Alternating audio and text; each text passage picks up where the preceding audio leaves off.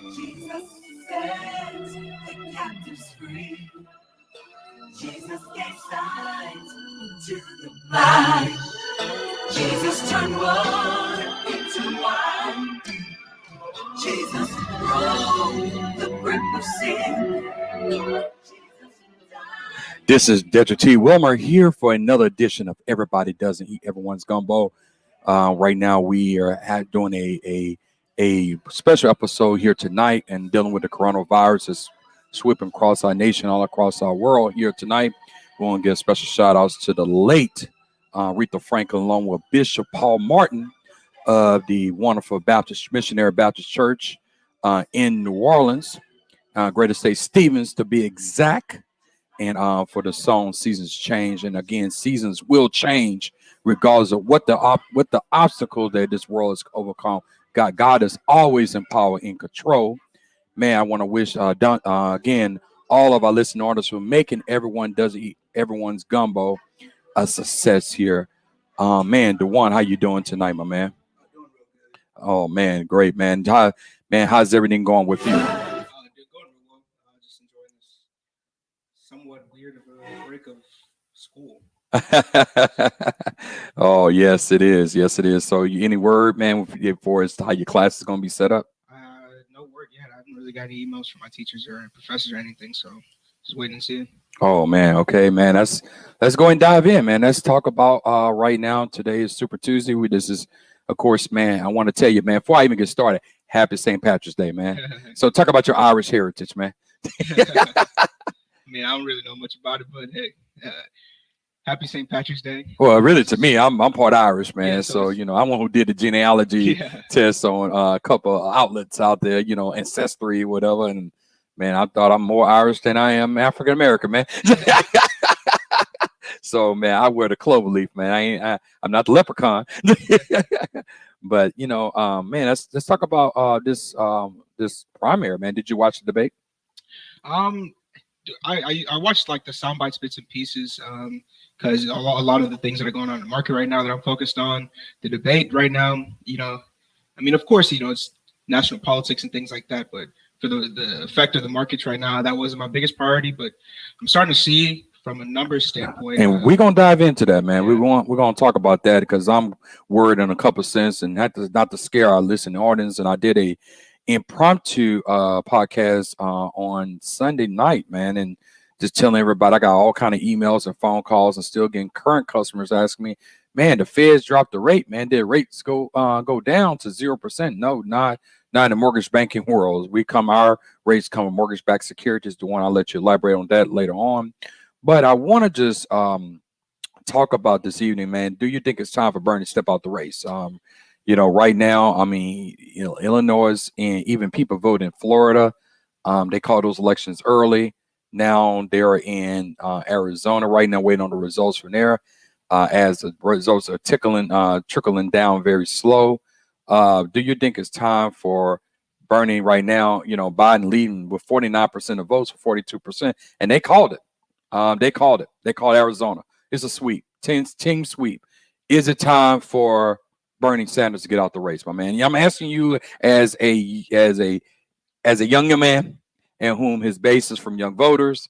Do you think it's time to focus on the general election? I think it's time for him to step out. I think this is a pivotal time for him, and I think the reason why, of course, you're gonna have to put up a fight for your voting base, and you have the second largest voting base. He's gonna try to play the underdog card, but what I see it as, I think if I were in Bernie's shoes, me being 78 years old, and of course this is your career, this is what you've done for a lifetime, been doing it, since 25, 26 has been your passion. I think right now, I don't. Based on what the numbers are looking at, the margin of victory that Biden is pulling away with, I don't really foresee any reason for Bernie to stick into the election right now. I think if I were Bernie, I would be looking to find a position that I can coast off with, in politics, because of course, within the DNC, even though they have vastly different ideologies and views, of course this is still one party. So I think that in a sense that he could seek for maybe certain seats in State Department, where you can still, of course, have a push that he would want, and give his voters a very large base, because just like how Donald Trump has a very large voting base, why it will be the best thing for the DNC to combine these voting bases and get more people to the polls if they want to see a Democratic president. That's true. I mean, because I go back to the 2016 election when technically it was a Bernie show at the DNC convention, and it really hurt Hillary. And people didn't show up to vote. Yep. And it really it made about him. And I just hope, which it calls indirectly an opportunity for Donald Trump to be your president. And it may, and I mean, regardless of who you support, Donald Trump or not, it just how and that's why I got to give to the Republican Party. When they stand behind a candidate, they stand behind a candidate. And that's all it is. This is just exposing a lot of structures within the bipartisan parties, which I also think this could lead to an end of bipartisan politics. But I digress from that. Yes, I think that the Democrats have learned their lesson from 2016 with Hillary. I think they're going to realize, especially with the event that the country is going to go through right now, it's going to unify a lot of things, because that's usually what happens with downturns and tragedies and pandemics and horrific events. So I think that the DNC is going to wake up, realize, okay, we have to unify if we want to get our, because this is a pivotal time for America and the geopolitics and things like that. So whichever party wants to change the direction of America at this pivotal time, that's the party that's going to have to come out and vote. That's the party that's going to come out and have to take seats and positions of power in the government. So I think that the DNC, I have faith in them that they're going to unify and try to win this election at all costs, just like how the Republican Party is going to come into this election trying to win at all costs. It's like a gold mine for politics right now. Yes, you couldn't say it any better, and that's one of the things that I just really wanted to emphasize tonight, in reference to about for as this election here, is that Joe Biden, he spoke about an hour and a half, some change ago, and just say, hey, as a presidential address, hey, we're gonna get through this, we're gonna overcome this, and let's give our shout outs to our first responders whom we sacrifice in their life, not just their life, their families. Yep. Family lives, man, for the better of all people, especially our nurses, our firefighters, our police officers, people who serve the communities whom they could have picked other fields. And we also have to take at stake that these guys are going against an incumbent. So the success rate of incumbents in history. So that's what I'm saying. To beat an incumbent, it takes significant measures, significant campaigning, and there's pros and caveats to running against an incumbent, because of course, especially in a time like this, where a lot of Donald Trump's administration and resources are being sent to combating the coronavirus risk and things like that, this will be a perfect opportunity, of course, to show good Samaritanship within the American public, but get in everyone's ears, say, hey, well, this is what I can provide, this is what I can do. So I think the DNC really needs to come together, and if that means a Bernie dropout, a Tulsi Gabbard dropout, I do not know, but I think that's what they need to do if they want to really. They need to unify if they really want to take this office. Yes, so true. And so, and in retrospect to that, I wanted to talk about, the biggest picture right now is with the coronavirus. And I'm getting phone calls from current customers. I get phone calls from previous customers about, everybody probably I have touched in my life have called me this week and emailed me and text me about rates. And I want to set the record straight. Mortgage rates do not come from the prime rate that the Fed chairman, Mr. Powell, ministers. Those are rates that banks borrow from the Feds, and which is called prime rates. And usually the golden rule is prime plus 2. That is if you have A credit rating. Prime plus 3.5, 4 if you have B minus and C, and a prime plus 4 and 6 if you have D minus credit rating, etc. And that could credit rating, that's not mean based on credit if your business credit is strong. No, that could be liquidity, that could be investments, that could be your balance sheets, that could be what type of products. It could go from CNI. CNI is industrial and equipment and materials for your business and everything else. CRE is commercial real estate. Also, too, you got payroll. A lot of these things is the fact of payroll, and a lot of these businesses are not going to have furloughing workers. Sometimes, hey, you can borrow some money to keep these folks afloat, keep on payroll. But if you're not bringing revenue in, you're not going to pay payroll. Payroll is the biggest expense of any business. The minimum requirement is always 30%. 33% of your expenses goes into payroll, and it's your biggest expense. You know what I'm saying? Which everything else eats the pie. So by saying that, by power reducing the rate, and the one you could take away to add on to this, it gave opportunity for corporations and mid-sized businesses and small businesses to say, hey, we can borrow money cheap, but they're not borrowing at 0%, because again, banks, and I'm a former banker for the last 20 some odd years, they're there to make money too. So I'll let you elaborate on that. Of course, they're there to make money, and of course, the time right now with the liquidity crunch that we have, and a massive appreciated dollar that we saw today. Of course, it's going to be a rush to promote lending. A lot of commercial lending that a lot of guys like J.P. Morgan, big men like Wells Fargo, people like that. So it's almost like a liquidity crunch. That's what I like to call it. That it's kind of squeezed in, and it's like they said, it's a pivotal time for them to make money, to make the most amount of profit that they can, because the demand for a lot of lending right now it's quite frankly it's not high. So they're going to take anything they can from the Federal Reserve to keep that up, prop that up for as much as they can. But eventually, if this risk with coronavirus keeps pricing in, I don't know if the demand is even going to be there. There's going to be enough demand to support that stimulus. So my question is to you is, and I just want to add on, I'm going to ask you a question to one. So when you talk about rates are come from mortgage-backed securities. You have two major indexes, mortgage-backed security sources. You have the Fannie Mae. You can go on, and I'm going to give you the website just for purposes of validity on this here, and I want to give you this website. If you go on to singlefamily.fanniemae.com/pricing-execution/historical daily required net yields. So if you just type in Fannie Mae historical daily required net yields, the net yields is the indicator. It starts the baseline, a bar. Okay, then you have loan level pricing adjustments added to it. So this is when we actually, as a mortgage company, we sell directly to Fannie Mae. Fannie Mae gonna say, hey, we're gonna pay you like, just say for instance, a roll of toilet paper. Just say you buy one roll of toilet paper for $2. $2 is the base rate, but CVS is gonna charge another $1.50 to pay for their profit, to pay for the lights, to pay for the employees, just because they want to get a return on investment. But they purchase that roll of paper at $2. Yep. Okay. So so that's what the yields are. So you have Fannie Mae securities, Fannie Mae mortgage-backed securities.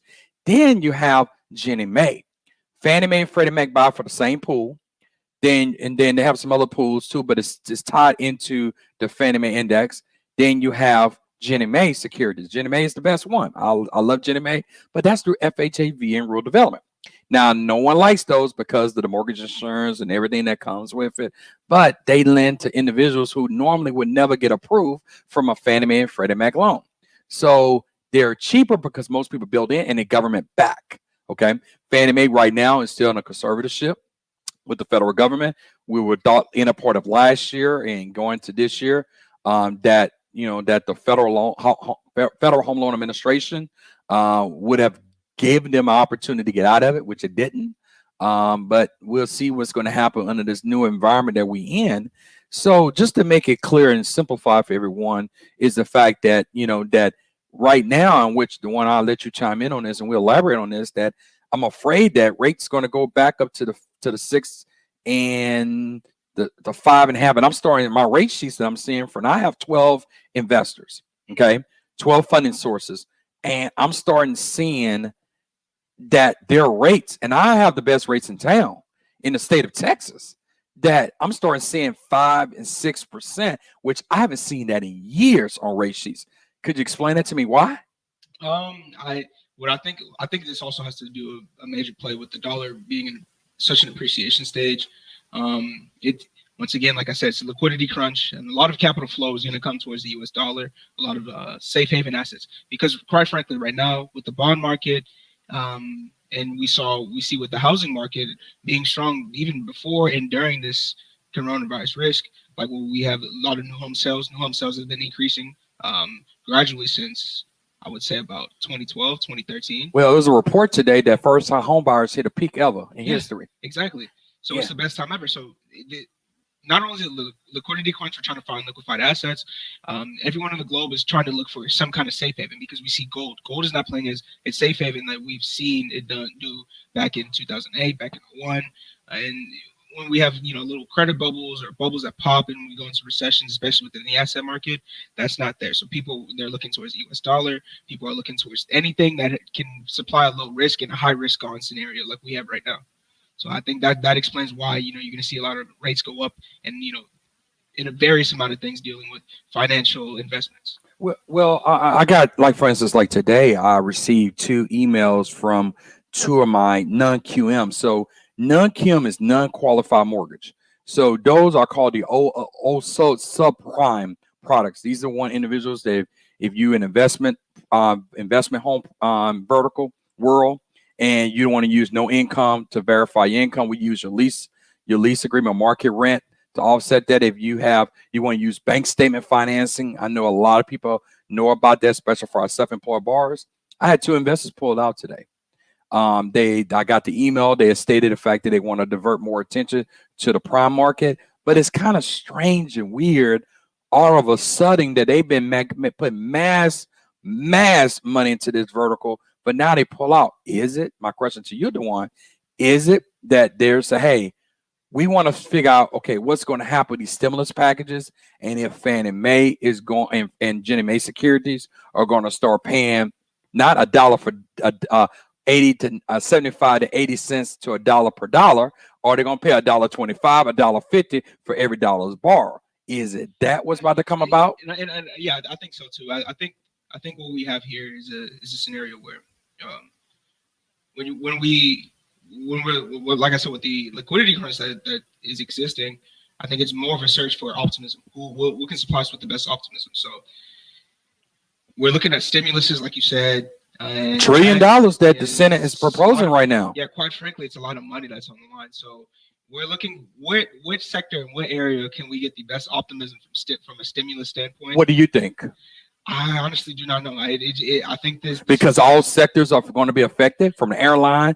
Only body who's going to boost is healthcare. Yeah, of course, healthcare. Healthcare is going to kick butt right now. And this is like this is microeconomics 101 where we talk about it. Say that one more time again. Oh, that goes way back in 1990. The spring of '95 for me. Go ahead. When it just comes down to pure elasticity of demand, is the demand for this good or service elastic or inelastic? That's all it is. So of course you're more inelastic. The goods and services and supply chains are going to receive more stimulus. These guys are already pricing things in, like especially in the private sector, like oil stocks, financial institution stocks like JP Morgan, Bank of America. Their stocks are pricing in optimism because these goods are a little bit more inelastic. Now when it comes to something complex like the mortgage world, it's almost where can we get the most marginal profit? Where can we get the most marginal cost? Okay, let's talk about that. I'm glad you brought it up. So for instance, do you think that's why? Okay, so if today's Fannie Mae index, this is 2.75, 2.75%. So if the banks say, hey, we get a surge of demand because the market out there telling people rates at 0%. We get this vast volume because technically there are not enough really people to people who refied already refied with the low rates.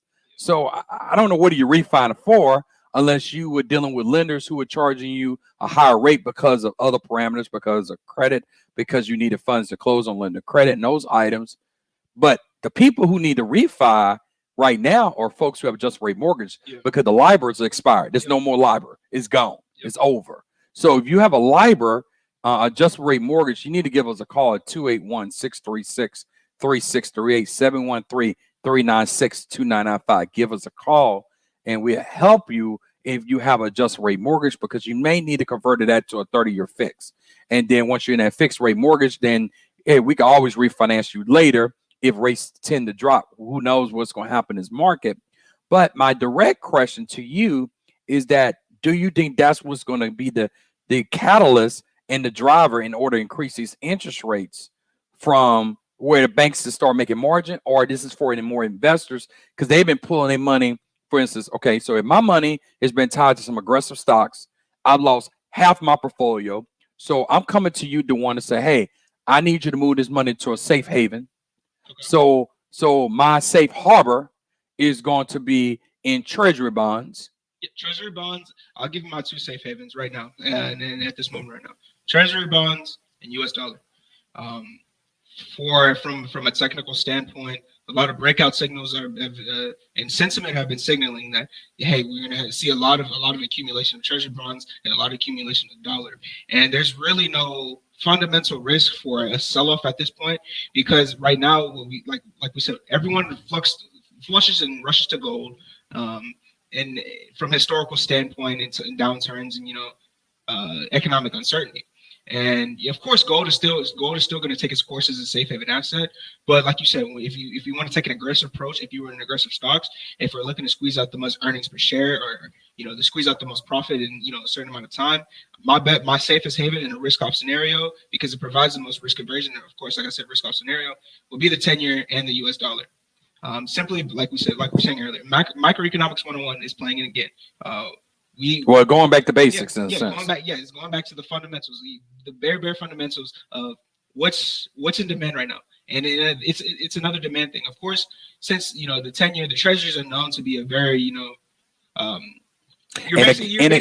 like you said, you're gonna get your return. So it's known as very safe assets to put your money. And that's where mortgages come from, the 10-year treasury bonds. Yeah. And what happened, the feds turn around and fund that money to mortgage-backed securities, which is through Ginnie Mae and Fannie Mae mortgage-backed securities, and they turn around and deliver those directly into financial institutions like myself and others to actually do home mortgages behind it. We come for the 10-year notes. 10-year notes fund the 15-year and the 30-year mortgages.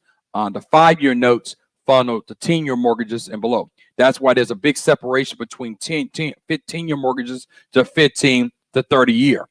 Because of the separation over the years, it's not that much of a gap now. Is because of the fact that rates have been historically lows, so there's not been much of a margin to be made. Now, what's going to happen if you increase these interest rates up? You take it back to 99 to 2000, 2001 levels. Whereas if we had a housing boom, it was before your time, Dujuan, back in the Clinton administration, people would buy houses left and right in 96, 97, 98. 99, we started having a recession, a light recession, because it was a presidential, year. And that was the race between Al Gore and George W. Bush. And then what happened? Bush got elected, economy started creeping up a little bit. Then we hit 9/11. And then so rates, and then Bush administration came back and said, hey, his initiative was, I want to put every American to a home.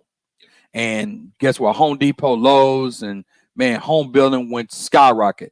That's what again led to the purchase of home and building here back in 2005. So rates in 2005 was at 6.5%. Yeah. That was the FHA. And conventional was right about 7. And I'm coming to the conclusion. I think that's what might happen again this time. But why? And not for as we got spoiled too long. No, not for as the home industry. I think this is the same exact scenario is going to happen. Of course, with currency, with our dollar. Just like how the UBI is being proposed, of course, stimulate the coronavirus risk, and people got a lot of the slowing down of economic activity. But with all this liquidity that we've been seeing in the Fed injecting into the economy, and printing money in the repo market, we've still seen an extremely strong dollar. Okay, let's talk about this repo market now. A lot of times we see things on a lot of news outlets and things, and repo market is not meaning that the people's taking your cars and taking your boats and precious assets. So explain to people what the repo market means in investments and securities and for its investments and everything else, and for its financial perspective. Okay, so the repo market, it's a very complex system that the Fed operates. So it's a lot of overnight liquidity pumps. That's if I put it in the most basic terms, that's what I say. It's there to promote financial institutions that own securities like banks, broker dealers, hedge funds. It allows them to borrow cheaper at a lower rate outside of the public markets and traditional 9 to 5 business markets. So it's almost like a source of qualitative and quantitative easing. It's there to ease. It's there to add liquidity. It's there to get a little bit more cash flowing within the overnight market and things like that. With a lot of your, of course, like your banks and your big brokers. Cool. So, so let's talk about the outlook. What have you seen in your research for its outlook? And because the virus it's like a slow drip right now. I think everybody's thinking that this virus is kind of like the stomach virus at school, or and on a campus, and that okay, well, one person got it, 4 people out of school, the whole people at school get it, and guess what? Next week everything's fine. We talking about 300 million Americans. How this gonna play out? And when I mean play out, not from a medical perspective, from a financial perspective, when you have businesses and major retailers are shutting down, you have shutting their stores down, you have restaurants that drive-through only, people bought all the stuff in the grocery store, people cooking at home, which energy bills are going to go up, of course. So the energy companies are going to do okay, well, and boy, but the people from the I call it the front line folks, the people you greet every single day who are in direct contact with the public, pubs, bars, restaurants, retail stores, man, hotels.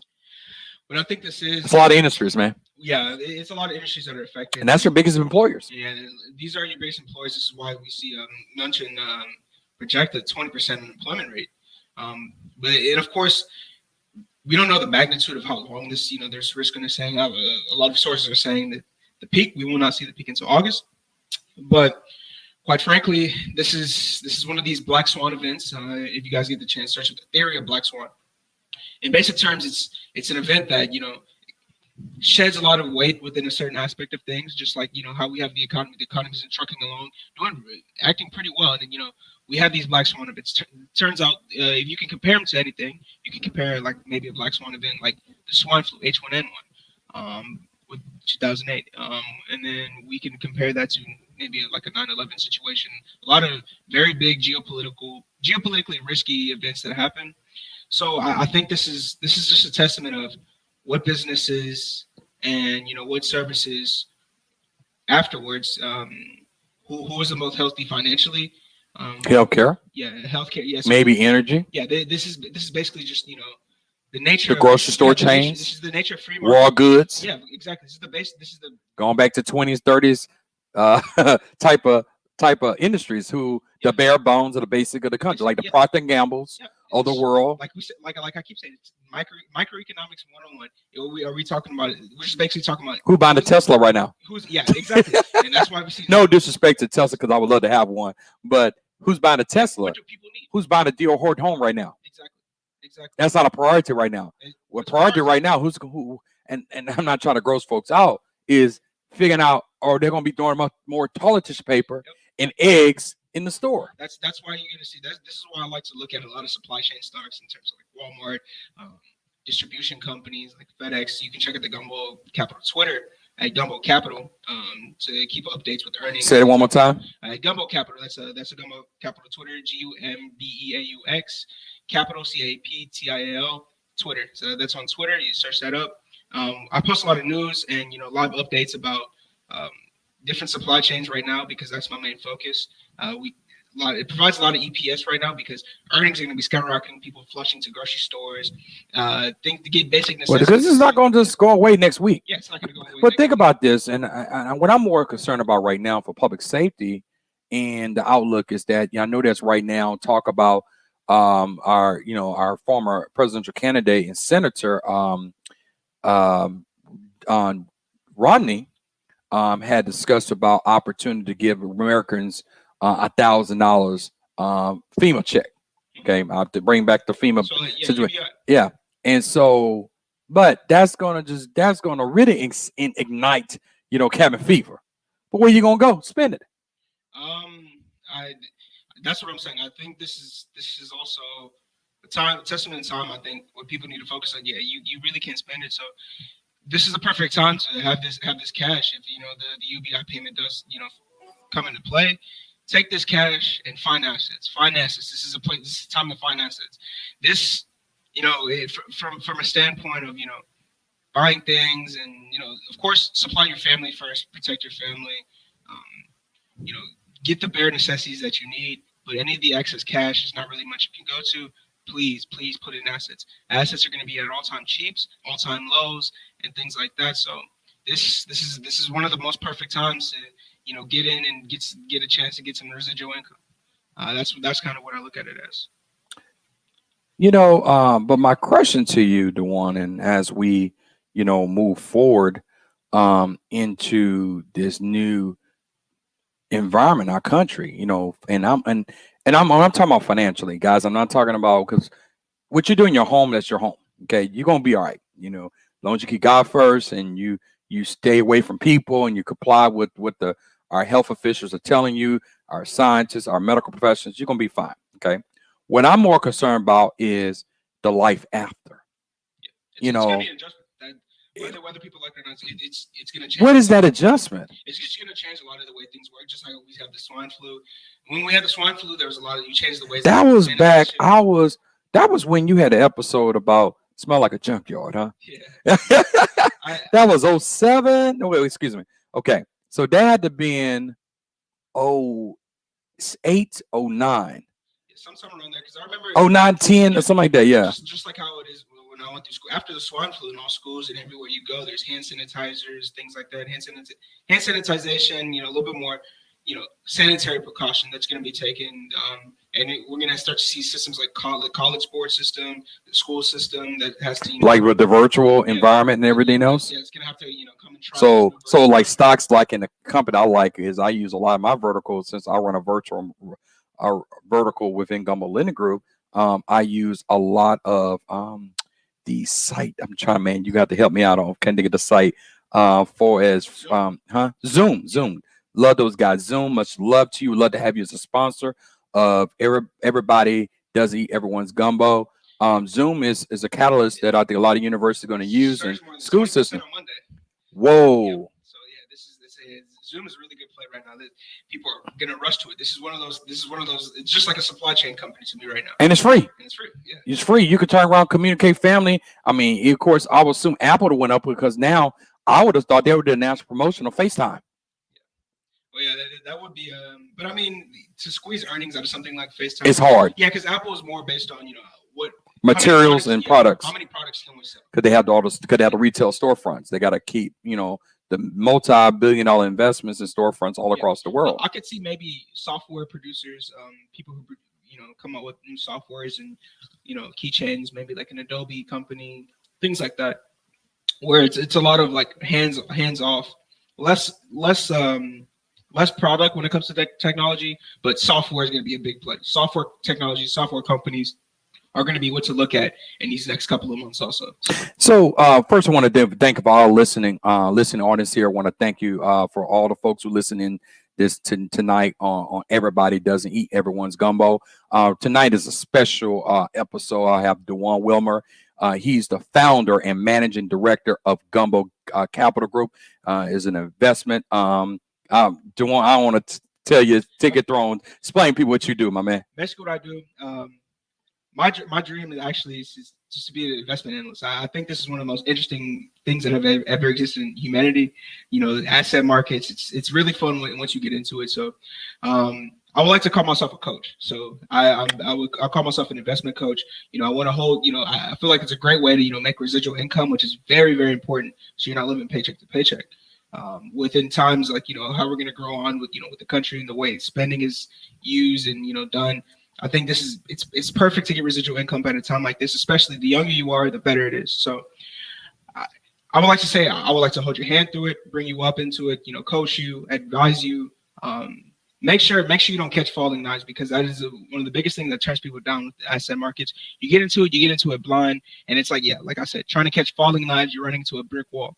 So I'm here to remove a lot of the barriers that comes with trading, and trying to make money through assets, ETFs, securities, whatever investments that you like within the asset market that can be done through a broker, something simple like that. So yeah. So as we getting towards the end of the show and an episode, so I want to again recap and talk about for the next, I say as we go into the end of right now we're at the end of the first quarter. Okay. So when first quarter ends, when the numbers come out in April, is it going to be dismal or is it going to be partial? Or you're not going to see the big numbers that's going to tank this? Because I think it's going to be a true bear market once the first and second quarter numbers come out. Well, it's a bear market right now, but we have a lot of liquidity from the Fed being priced in. Of course, like the stimulus hopes, pricing in and things like that.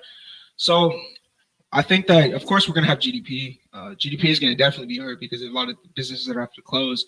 I think St. Louis Fed had a target of a contraction of 2%. So 2% contraction in GDP.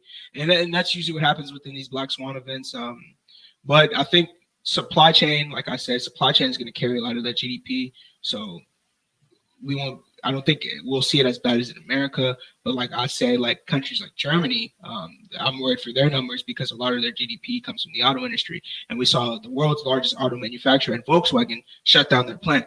So a lot of these things are getting priced in. We still have the airline industry that's going to get a stimulus. So we have Boeing, that contributes a large amount of capital to large amount of the numbers to the GDP of the U.S. So we'll see kind of like where their receivables are going and how many orders they're getting and things like that. So I don't think it's definitely going to be a contraction because of the lessened economic activity, but it's a matter of how bad is the contraction going to be. But we're getting quotes at 2% contraction. So it's coming, but I don't think it could be worse, like in a situation like this. So let me my question to you, and I really want to. This is my main concern.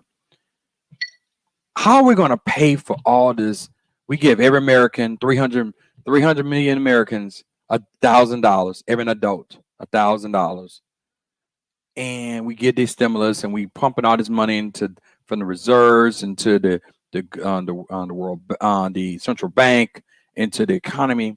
How is it going to be paid? Okay, so I'm looking at this as we see right now, the dollar is increasing like we saw with the euro dollar, which is basically the dollar index inverse. Drops over 100, I think, about 100 pips today. So 2% change in the downturn, which is massive for an asset or a currency cross that's it's almost I would say 0% volatility. It's a very volatile currency, and we've seen record high levels of volatility within that currency cross. And I think that's where a lot of your liquidity is going to come from if the UBI implements it. I think that the U.S. is going to accumulate a lot of that U.S. denominated debt. That it has overseas banks like we see with Japan in the swap market. A lot of the swap markets for global currencies are going crazy over the U.S. dollar and things like that. The U.S. dollar is almost like a wrecking ball right now. Okay. Like I said, and with that being said, if you guys have any family that live overseas, this is one of the best times to send them money, especially people with family in Mexico.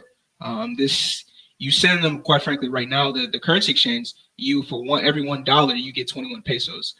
So it's giving around that price level. So I think when we start to see, like we say, if rates do raise, you're going to start to see a lot of, safe, because the dollar's looking like a safe haven. You're going to start to see a lot of countries buy mass amounts of U.S. dollar debt. So I think it's almost going to be a write-off scenario where it offsets each other. When you have a lot of dollar debt that's being yields increasing on things like that. So I think with the $1,000 that we have now, it's almost like an investment in the consumer. So you give every consumer just about $1,000 from a UBI system, and if you expect a dollar to grow in value and buying power in the future, it's almost like you're giving them $1,000 when it's almost worth not as much as what it could be in the future, what it could be on the upside. So I think that's the method in the game that these guys are thinking, with this $1,000 payout.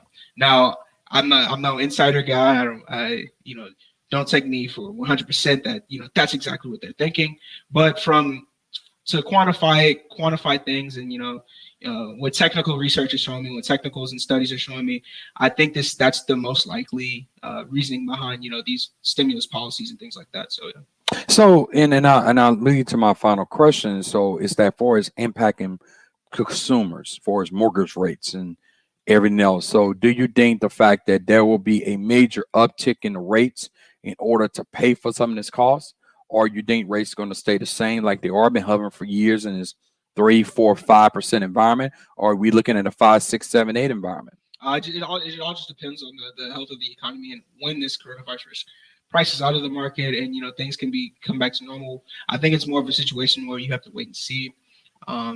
But these things are a lot dependent on what the Federal Reserve does, what the FOMC, these guys do. Really smart guys that go over regression channels, demand channels, things like that. A lot of very very complex mathematical figures and functions that kind of give an outlook to certain things like dealing with mortgage lending, your personal wealth, the consumer health, and things like that. So I think it's more of a game where us as the consumer, us as the American majority, we're just gonna have to sit and wait on this and kind of sit and wait what they see, and trust. I think that's the biggest thing. I think we need to trust our Federal Reserve Bank, because I think they could put us in a position. They have the ability to put us in a position to where we can mitigate a lot of this damage and mitigate a lot of this risk that's being put upon us right now. So, Man, any final words you want to close out with tonight, man? man, all I want to say is everyone be safe. Be precaution. Look out for the elders. Look out, for your family members. Make sure you wash your hands. Make sure you sanitize your hands. Yes, sir. So, yeah, Yes, sir. As I get the final words here from everybody that doesn't eat everyone's gumbo, like I start the broadcast, this is an opportunity for our Americans that we're going to be fine. Make sure you pray for our healthcare workers, our folks who serve our community, even the people who bring in our materials to the stores, our truck drivers, the people who work for the stores, giving appreciation. Help those who in need right now, the people who worked in these restaurants that you tipped, that you supported, and the bars you visit to. These folks need your help. America, we will pull through this. We pull through every other event and that have come to this nation.